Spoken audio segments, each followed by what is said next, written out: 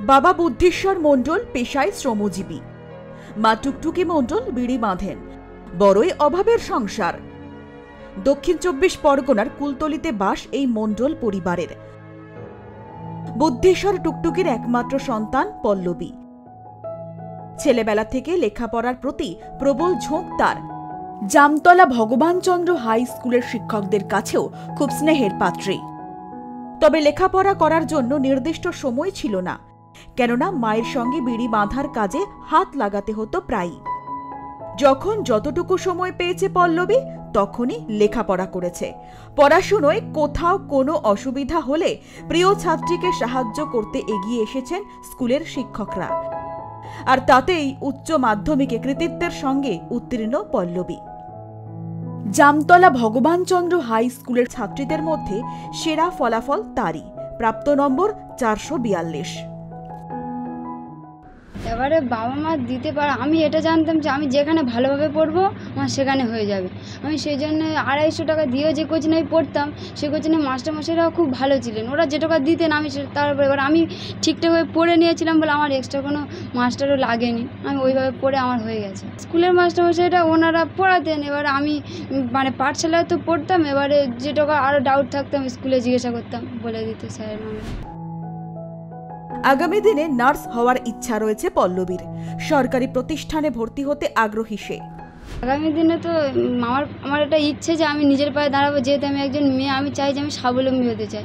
এবারে সেটা আমার নার্স হওয়ার ইচ্ছা রয়েছে। এবারে বাবা মার তো আর্থিক সমস্যা, এবারে তাই আমি ঠিক করেছি যে আমি সরকারিভাবে ভালোভাবে পড়বো, একটা টিউশন নেবো, নিয়ে এবারে পড়ে টড়ে যদি হয় সরকারিভাবে পরীক্ষা দেবো। সুযোগ তো থাকবে, বছর বছর পড়বো, পড়ে যদি হয় সরকারিভাবে পড়বো। পল্লবীর সাফল্যে খুশি বাবা বুদ্ধিশ্বর মণ্ডল। এখান ওখান থেকে এরই মধ্যে মেয়ের বিয়ের প্রস্তাব আসছে, সেসব ফিরিয়ে দিচ্ছেন বুদ্ধিশ্বর। মেয়ে যাতে লেখাপড়া করে জীবনে আরও এগিয়ে যেতে পারে তার জন্য তিনি চেষ্টা করবেন বলে জানিয়েছেন। এবার মেয়েকে ও পড়াশোনা প্রথম থেকে আমি দেখেছি খুব ভালো। আমি মাস্টারও তো দিতে পারি না, কিন্তু আমি বলি তুই পড়, তো যেটা লাগবে তুই বলবি আমি দেবো। কিন্তু ও চাইতো না আমাকে মুখ ফুটে। খুব গর্ব, ওর নিয়ে খুব গর্ব। ভালো রেজাল্ট করেছে। অনেকে বিয়ে সম্বন্ধ নিয়ে এসে, আমি কিন্তু যাইনি সম্বন্ধ দিকে। আমি বলি না, ও পড়ুক, ও পড়াশোনার ইচ্ছা আছে, ও যত পড়তে আমি পড়াবো। পল্লবীর সাফল্যে স্বভাবতই খুশি তার মা ও পরিবারের অন্যান্য সদস্যরা।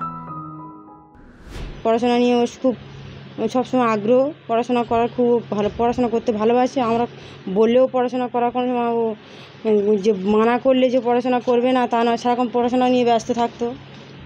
যে আমি রাত্রেবেলাও সবসময় বলতাম যে রাত্রেবেলা অত রাত জেগে পড়াশোনা করিস না, মা ঠিকঠাক শরীর ঠিকঠাক থাকবে না। ও ঠিক উঠে ঠিক রাত্রিবেলাও ঠিক টাইমে পড়াশোনা পড়তো, একা একাই পড়তো আর কি। ওর মার কোনোদিন বলতে হতো না যে পল্লবী তুই বইটা নিয়ে বস বা কিছু, তোর টিউশনি যেতে হবে, কিচ্ছু বলতে হতো না। ও নিজেই পড়তো।